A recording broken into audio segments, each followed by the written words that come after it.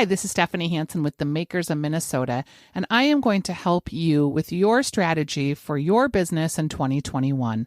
Are you dreading social media and not sure when you should be posting on Facebook or Instagram? Or maybe you want to reach out to some influencers, but you don't know how to do it? Or maybe you just want someone to actually use your product and create some recipes for you. I am your gal. I've been developing lots of relationships over at stephaniesdish.com, and I can help you get your product into the hands of people that are going to use it and create influence and create buying patterns for people that you can count on as new customers. 2021 is going to get all of a sudden ramped up, and we're going to be moving real fast to capture some of the business opportunities that we lost in 2020. Don't be left out on the cold. Have new followers and new pairs of eyes on your product now. Give me a shout. I'd be happy to help you. I'm at shansen, Hansen, marketing@gmail.com. It's shansenmarketing@gmail.com for small business marketing for things like social media, recipe development, influencer posting, and just general PR help and getting the word out about your products.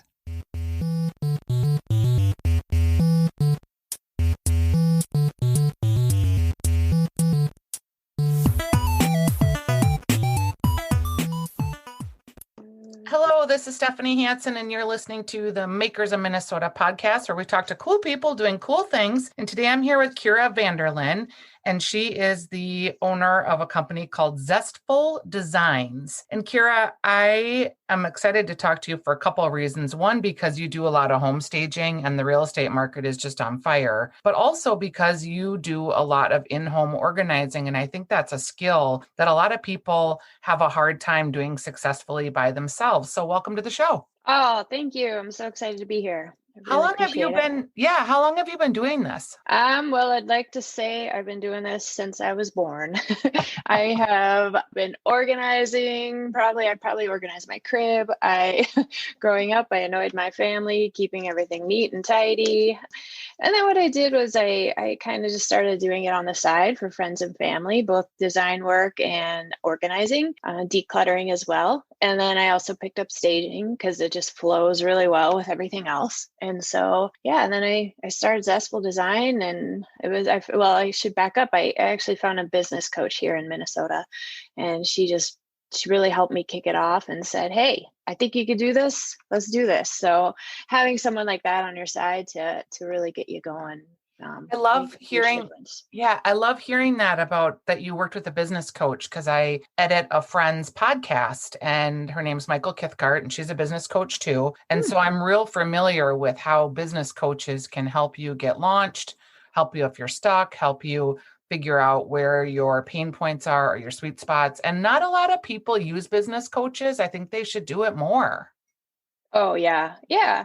I think sometimes too, like people don't know what all they can do for you and how to work with them. So how did you use your business coach to launch your business? Well, in all honesty, I really didn't know all the ins and outs of starting a company and how many little details there are, filing with the state, filing with the government, how to get your name, seeing if your name's already taken for the company you want, finding attorneys to do, make sure you're set in that regard. Insurance, accounting. So yeah, it's just connecting you with all these people that you just really don't realize how much you need these. So, and then just kind of keeping you accountable too, because it's very overwhelming starting your own company. So you've been doing this from a company perspective for how long? Several years. Yes. Okay. Yeah. Can you think of something that you didn't know when you started out that you tell people okay, here's something I didn't know that you need to know? Oh man, there's been so many lessons along the way. I think for me personally, I didn't realize how much this work transforms a person. So for example, on your awesome podcast, you feature many Minnesota companies that have tangible products such as beer and spirits, crafts, etc. Yep. But Zestful Design offers something a little more intangible. It's kind of more about the physical and mental wellness of a person.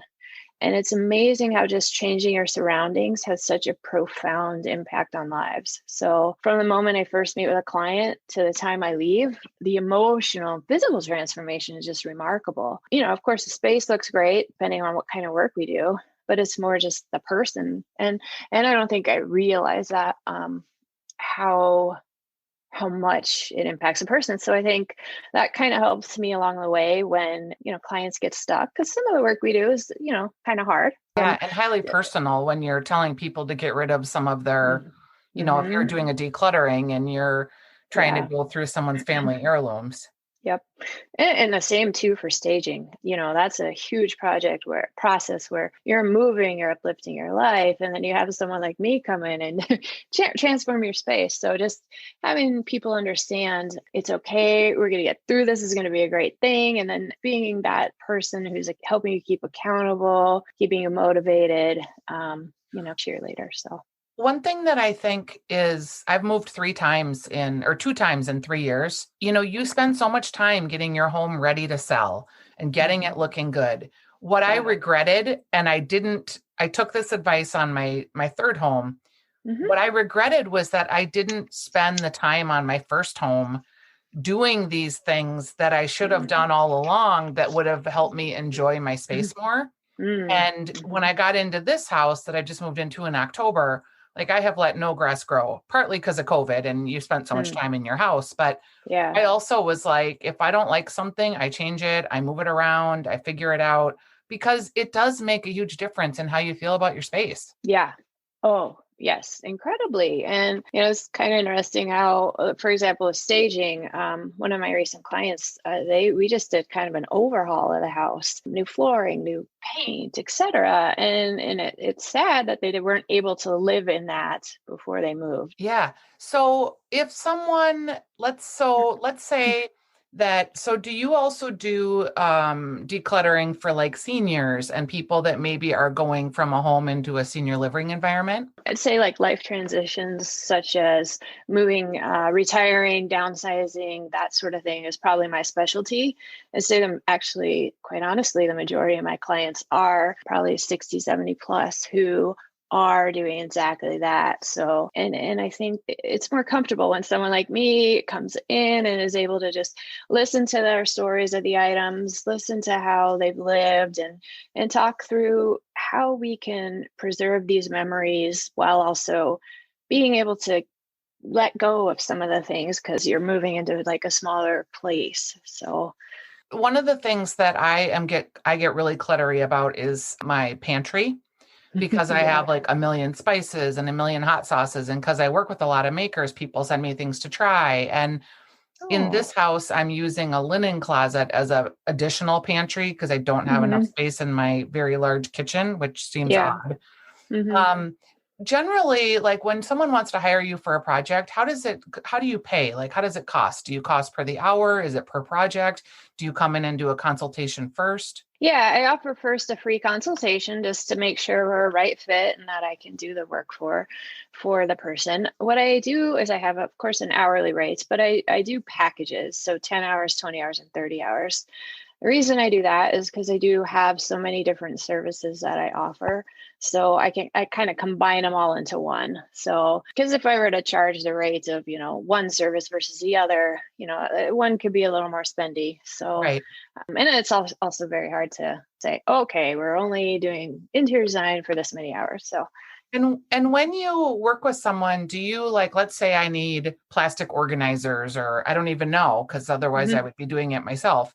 Do you go and like get all that stuff and then literally do it, or do you just tell the people what to do? Oh yeah, I do. I do. I love going to Container Store, Target, and going in those Yes. aisles, and it's probably one of my favorite parts of my job. So yeah, I'll first measure your space, find out how much we need, and well, actually, I'll back up there. First, we're going to get rid of what we don't want, because you're going to end up spending a lot less on the organizing, buying less bins, buying less things once we go through your stuff. And then from there, I'll measure, make sure we get the right things based on what you guys have in your pantry and how you live. I'll go buy it and then I'll put it all back in order. Yeah. I So love I it. think, yeah. I'm totally going to hire you. Here's the Oh. other personal problem I'm having, and I'm sure this Mhm. is closets too. Like I Mhm. have a closet that is a closet organizer system, and it's Oh, very nice. nice. And it was built for the woman that built this house. but I think she had like a lot of dresses and work clothes. So I don't really have any of that or need any of that. So the functionality of it for me is, a lot of wasted space of high racks. And for me, I'm working on closet organizing, but I think I came from a family my mom was pretty much a hoarder. And she bought like, if she liked a pair of shoes, she would buy 10 pairs in every color. And she'd never wear 7 of the pairs, but she would never throw them out either. And I kind of have the reverse mentality growing up in that, where in a lot of cases, I just throw out everything, or I don't throw it out, I donate it, but I just can't stand like too much clutter. But yet in certain areas, like with clothing or with my food or spices and things that I might use, I have a really hard time letting them go. Yeah, I find most people have like 1 or 2 items that it's very hard to let go of. And that's probably an area where we work the hardest on, but it's kind of a slow build. It's kind of just flexing that muscle. Like, Sure. we're not going to take it all out right away, but let's kind of work through this slowly. And I really talk through like, how many of those do you actually need? How many, for example, wooden spoons? I find people have an abundance of wooden spoons in their kitchen. So just talking through like, okay, so how many meals do you cook a week? Okay, 7. So probably max you need 7. How many times a day do you wash your dishes? Once a day. All right. So you can wash that spoon every You're day, down right? to 2. Yeah, exactly. So a lot of it's kind of using logic and just really talking through practicality. How did you said you've kind of grown up being an organizer. Was it hard to figure out how to monetize a skill that comes to you kind of naturally? I'm first of all, I'm really grateful that I did, because I went down first a career path that wasn't necessarily the right fit for me. And so being able to do what you're really good at, you're passionate about, and that you love makes a big difference. Before I started the business, I did a lot of research. Of course, a coach helped me with that. I also am I work with the National Association of Professional Organizers, NAPO, and I'm certified through them. And so one thing I do is kind of collaborate with other organizers, say, what are your rates? How do you Right. charge? What's the best way to go about it? So asking people, same along, with designers and that sort of thing. So, and stagers, what are your rates? How do you go about it? So, and then I just find what works for me and my clients. And I think obviously packages and just like, okay, we have 30 hours together. Yep. Today we're going to do this. Tomorrow we're going to do that. So You are writing an article for Maple Grove magazine. Is that something that you enjoy doing, like sharing tips and tricks? And how did that come about? Is it a good business generator to do something like that? yeah, I absolutely I love writing. And on my website too, I have a blog. Yes, I write for Lake Minnetonka Magazine, Plymouth Magazine, and Maple Grove Magazine. I have a monthly column specific to organizing. And I absolutely love doing it because I find there's just so many little ways, nuances to organizing and little tips and tricks that I can offer. And one of the most popular things I posted a while ago was for kids toy organizing, and it was this bean bag I found. You stuff the toys in that and you have a much cleaner room at the end of the playtime and a place for people to sit. So tips like, let's get multi-purpose organizing things, such as an ottoman where you can put your blankets inside. And so thinking a little outside of the box in terms of organizing, but it's also a way for people to kind of get jumpstart. So getting them ideas to get moving on their projects. So, I don't know as far as if it's been a business generator. People don't really tell me if they said, I saw you in that magazine. So I'm not sure. If you're listening, please tell people where you hear about them or where you see them or how you find out about them. Because business people forget to ask, but you found out about them from something. Like, I used to, when I would do advertising and people would have an ad on the radio and they'd say, well, I didn't get any business. Business is up 20%, but it didn't come from the radio ads. It's like, well, where do you think it came from? Well, it just came from word of mouth. Well, all radio advertising is paid word of mouth, right? People hear things, it gets into their subconscious. They think about it. They tell a neighbor, that advertising is usually not super linear. unless it's direct mail or unless it's an ad you're clicking through. But that doesn't mean that those other types don't work. It's just building a brand awareness and a brand alignment. So having exposure in a magazine, I would imagine, is kind of like that. It's a little more passive, but people are hearing about you and reading about you and organizing based on your tips. What are some of the most like requested things that people need you to do? Right now in this housing market, it's staging, and then definitely close second and prior to this housing market is decluttering, without a doubt. And oh, go ahead. I was going to say, has the pandemic been great for you? It has and it hasn't. So, people, sheltered in place, and a lot of people kind of did that thing. And I heard on the news, like donation sites are getting overwhelmed with stuff and people are letting go.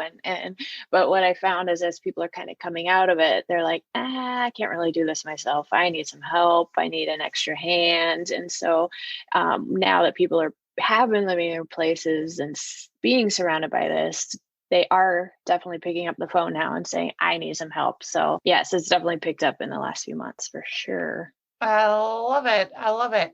All right. So if you were going to give like 3 easy tips that will help people remember you and remember your business at Zestful Designs, like, oh, I heard about this from this lady. What would 3 easy tips be before we let you go? Easy tips to find my business? No, for decluttering on their own or deciding if they need help. Oh, got it. I think the first one would be to look at what area of your home bothers you the most. So if it's your office and it's all the paperwork and it's something you just can't tackle, focus on, or just find an area of your home, like you mentioned, your pantry or your closet. So, and then ask yourself there, can I do this? Do I want to do this? Do I need help doing this? And then next, one of my favorite tips to give people is 15 minutes. And when I actually go meet a client, I give them this hourglass that is it's 15 minutes. And I say, here's what you're gonna do. Here's your homework in between the times we're working together, is I need you to take 15 minutes a day and tackle whatever it is that's overflowing in their house. Let's just say, again, paperwork. So I say 15 minutes a day, just start going through it. We'll make piles of like shred, reset, shred, file, etc. So that's a good tip. Yeah. And it's just so helpful. And that's the thing about that one is you're kind of starting to flex your muscle and get ready. And I find that, initially with people, it's a little harder to get started, but as we start doing that, I give them homework. And then towards the end, they're just like, let it go. Let's do this. And then as far as, I guess for design, tips for design would be, are you surrounded by the things you love? Are you surrounded by the colors you love? Are you surrounded by things that make you happy? Or are you just seeing or looking at clutter? Are you still living with the same colors and design the previous owner had? And what are the ways you can add your personality and your flair to your home? I love it. People can find you at Zestful Designs on Instagram. And I want to tell you, your Instagram game is strong. You have great tips. Your blog posts are really informative. I really liked the way that your page was styled. Thank you. I felt like you do a good job there. Do you use Canva or do you use some other tool to help you? Or do you have a graphic design background? It looks like you've got everything branded. I do. I have the most amazing graphic designer. Her name's Amanda DeVecchio with Focus Point Design. She's based in Rogers, and she came up with my logo and helps me with everything, colors. She's just amazing. And then I also work with stay-at-home mom she actually lives in Portland, Oregon, who helps me do my posts. Because one thing people don't tell you when you're starting a business is how much you need to do on social media and how much time it takes, especially someone like me who's not as social media savvy. So getting that help is important. So do you plan out your content in a calendar and write it all out, and then she puts the images together? And how does that work? Now I do, yes. When I first started, it was a lot of like, here's what I'm doing today. I just finished this project. And so a little bit, starting out was more kind of to whatever's happening that day. So keeping it fresh, but now we're definitely planning and that helps a lot. How much time do you think you put into your monthly social media plan? obviously the gal that Mm. you hired executes it, but is it like Mhm. 5 hours, 10 hours? Do you like one day a week? How do you budget your time for that? Yeah. Basically, what I have been doing is just allotting at least an hour a day to do posts, check on what other people are doing, comments, follow up with anything. If anyone comments on mine, make sure I've uploaded pictures to Canva. And I know she spends a good 5 to 10 hours a week helping. And that, that's the back end of like the design of the photos, writing the content. And then we also need to hunt down the right hashtags. And the one thing I definitely need some help on and need to improve on are reels and videos. That one that's my next goal, is to really do that. And I think people have asked for that and want to see that when I post how-to videos, for example, like folding a t-shirt or rolling a towel. So little how-to tips are things that are really good. And then the other one I find that is the most popular on my social media is before and after pictures. It's also reminding myself to take the photos, Right, right. because I just jump into the work and I'm so excited to work, and then oftentimes, right, as I'm leaving, I'm like, forgot the before picture. Yeah. And it is a weird thing because, you're spending, it sounds like about 15 hours a week between someone that you've hired and yourself. Hmm. Hmm. And that's a lot of time. And Hmm. it's hard to monetize that up front. Like, Hmm. you don't know if people are seeing your stuff. You don't know, the Yep. algorithms now have slowed down follower so much. Used to be Hmm. you could get a lot of followers in a week, and now you're Yeah. hoping that you can get between 25 and 100 new followers a month for most Mhm. businesses. Right. And you really have to work it to get that. I appreciate that your social media looks so good, because I know that it's a hard investment to make, Hmm. and people, it stresses them out. Small business owners, if I had to tell you one thing I think that I Hmm. hear the most, it's that social media stresses them out. I 110% agree with you. It really does. And that You was, need to do it, but you just, it's not something that you want to be doing, or it's not necessarily part of your business all the time. And yeah, people get really stressed out by it for sure. yeah, and knowing which platform works best for you. Find Instagram for sure, probably number one. But then I just joined TikTok because that's super popular. So figuring out what works the best. Yep. Well, I have enjoyed talking to you, and I'm going to follow up with you on my pantry and my closet. I promise. Fabulous. Thank Yeah, because you. this is one of my closets is I've made into a little office because during COVID we needed some soundproofing. So this is that. But yeah, I will Resourceful. follow up with you. And it's Zestful Designs if people want to reach out to you if they need help getting organizing, or Hmm. if they need staging for their homes. Wonderful. Thank you so Thank much. It was a you. pleasure. All right. Bye bye. Bye.